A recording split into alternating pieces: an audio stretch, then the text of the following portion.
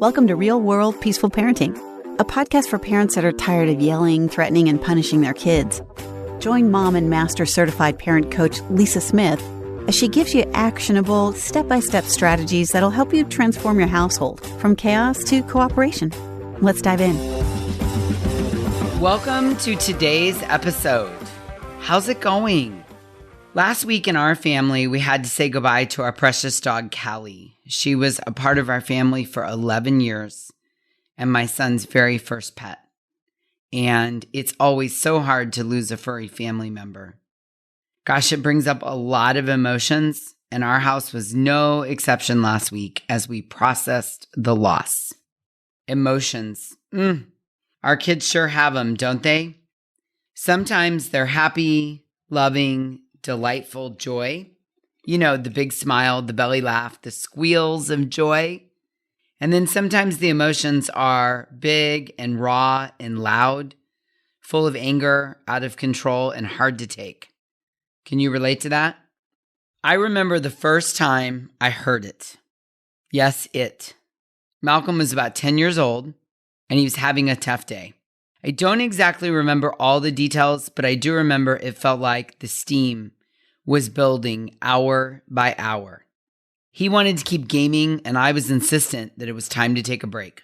I probably interrupted him mid-game, maybe when he was close to winning the Platinum World Championship that would lead to world domination or some crazy thing like that. He was mad. We're talking mad, fuming, enraged. And I wasn't budging. I was still working on finding my peaceful parenting style with his big emotions. So I probably wasn't full of empathy or even able to recognize the battle going on inside him and the dysregulation on the horizon. He was working hard to express himself, change my mind, and get his way. And it wasn't working for him at all. I wasn't listening, cooperating, or giving in to his demands.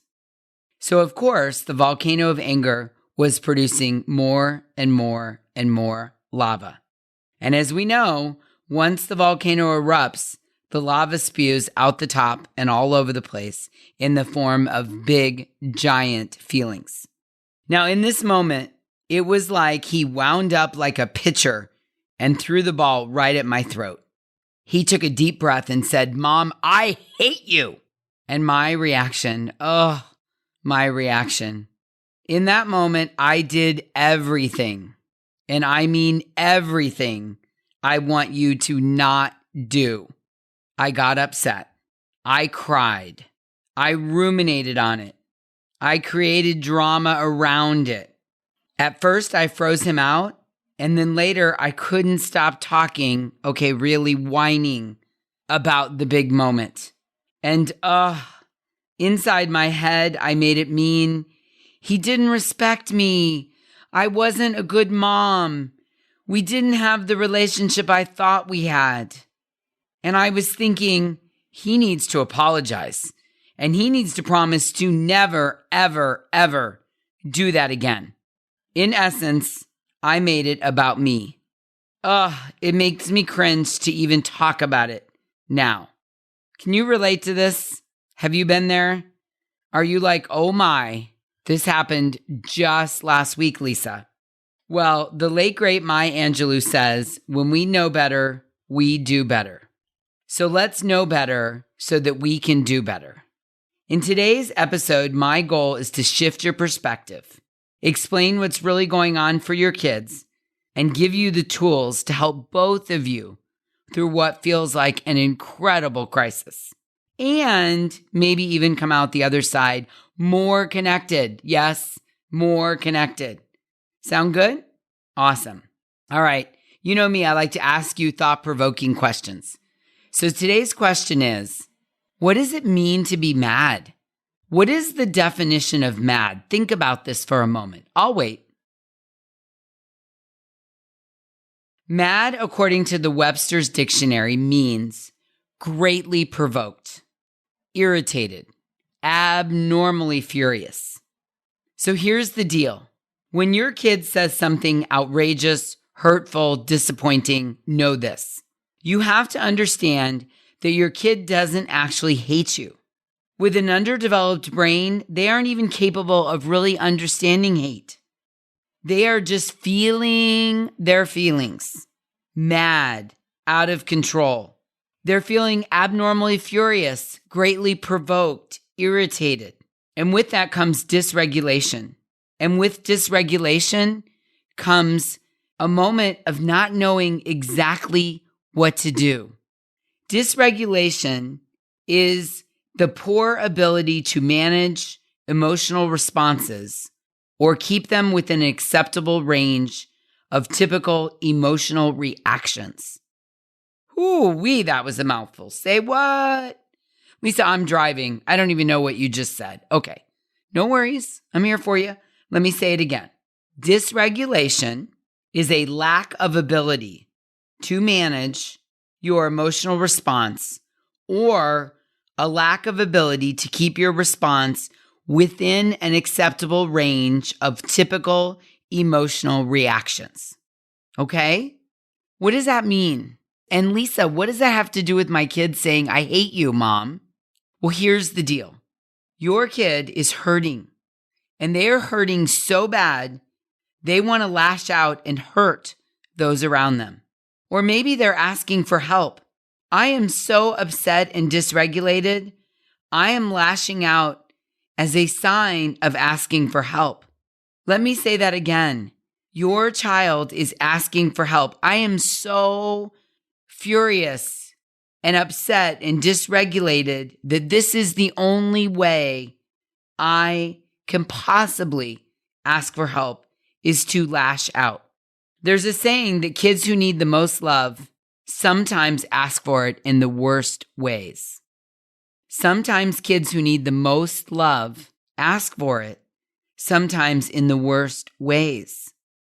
And I Hate You is a perfect example of this, right? I am asking for help in the worst of ways. Consider this. We're going to take a deep dive down in to this topic right now.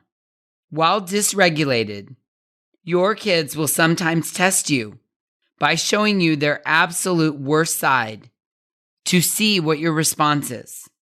They're subconsciously asking you, can you hold space and not reject me when I am at my most upset, ugly, dysregulated, mad, furious, out of control? They are asking you, is this a place that I can be vulnerable and still feel safe? They're asking you, can you show me love and acceptance when I am at my worst and trying to hurt you? And they're asking you, can you guide me when I feel out of control? Because I can't guide myself. I'm sending up the SOS, the flare, the white flag. And I'm reaching out and asking you, can you guide me when I am at my worst? Can you look past my words and actions and understand what is really going on here? Please help me. In these moments, our job as a parent is to acknowledge our kids' big feelings. Let them know they're safe to express their big feelings. Let them know it's okay. I got you. Let them know they're not bad or broken or wrong. They're just mad. And it feels out of control. And it's okay. Let them know that you see them and understand them, and you're not going to take it personally. Yes? Oh, so good. Hard to do. I get it. But so important. So critical. So connecting. So healing and safe. Oh, I love it. All right, so how do we do that? You're on board, but now you're wondering, okay, Lisa, great, but how do I communicate that? What steps do I take? And as you know, the goal always here at Real World Peaceful Parenting is to give you the tools to move forward on your path to peaceful parenting. So here's the steps you can take the next time your kid says something like, I hate you. Number one, are you ready? Step one, this theme comes up over and over and over again. Step one, don't take it personally. I beg you. Beg you. Remember, they aren't giving you a hard time. They're having a hard time. Please do not make this about you like I did. Please. Q-tip, quit taking it personally. It's not about you. They're just so dysregulated and they need help and they're begging for it in the most difficult of ways, but look past that. Step 2, literally tell yourself, my child doesn't hate me. They're just hurting so bad right now. By telling yourself that, you're flooding yourself with empathy for them and for you. Do not let yourself go down the rabbit hole of believing they mean this in any way, shape, or form. Don't do it. Resist it. Say no. Just say no. Not gonna do it. Do not let yourself go down the rabbit hole of believing they mean this in any way, shape, or form. I don't care if your kid is 2, 4, 9, 12, 14, 22, or 28. Do not let yourself go down the rabbit hole of believing they mean this in any way, shape, or form. Tell yourself literally, they don't hate me. They're just hurting so bad right now. Step 3. This is the most important step. Say out loud to your child or kid or teen or young adult or adult in your most heartfelt voice, that's okay. I love you enough for both of us right now. Say it and mean it. It's okay.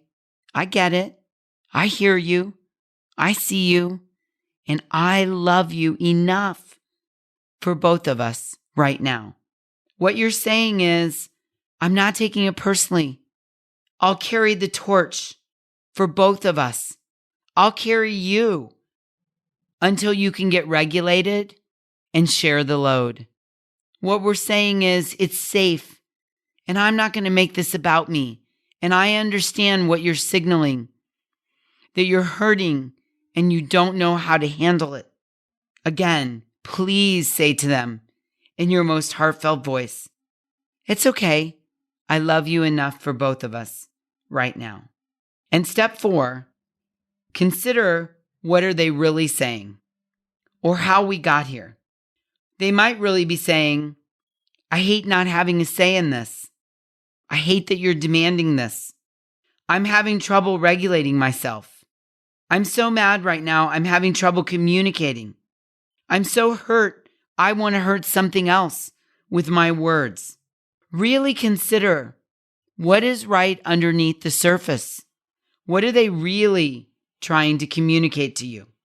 And then lastly, step 5 later, when you're both regulated, solve the problem for next time.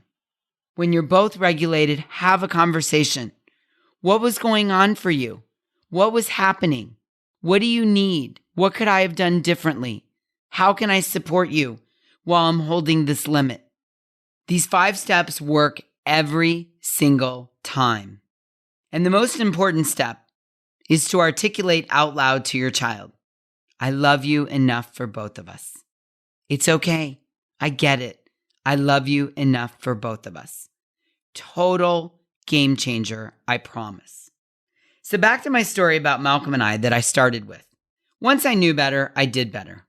So about 6 months after the first episode, he said it again. Similar situation, wound up and threw the pitch right at me. Mom, I hate you. And stood there and stared me down. This time, I took a couple deep breaths. I reminded myself that he doesn't really hate me. He's just really, really, really dysregulated. I said, I hear you, buddy. I really hear you. And right now, I love you enough for both of us. And then I just paused and breathed. And a miracle happened. I kid you not. His whole body relaxed. And he looked at me with such relief in his eyes. He was still really mad, let's not kid ourselves, and he still wanted his way. But I could tell that he felt safe and heard and relieved. Relieved that I had his back, relieved that I wasn't taking it personally. relieved that I wasn't going to make a big deal about this, relieved that I wasn't going to yell at him or punish him, and that I understood what was really, really, really going on. It was a pivotal moment in my parenting and in my relationship with my son. I was able to love him and support him, and not for 1 second did I take his words personally this time. I wasn't mad, I wasn't hurt, I wasn't triggered, and I didn't get dysregulated. I was able to stay within my emotions. I was able to stay calm. I was able to stay centered and understand what was going on. I was able to provide empathy and support and carry the load while he was dysregulated. I was able to support and guide him through his hurt and anger and dysregulation. And he hasn't said it since, not once. And if he did, we'd be okay too. But he hasn't. It's okay. I love you enough for both of us. I'll carry that load until you're ready to share it again. So good, yeah? So good. Okay. Until next time, I'm wishing you peaceful parenting. Thank you so much for listening today. I want to personally invite you to head over to thepeacefulparent.com/welcome and sign up for my free Peaceful Parenting mini course. You'll find everything you need to get started on the path to peaceful parenting just waiting for you over there at www.thepeacefulparent.com/welcome. Can't wait for you to get started. Thanks for listening to Real World Peaceful Parenting. If you want more info on how you can transform your parenting, visit thepeacefulparent.com. See you soon.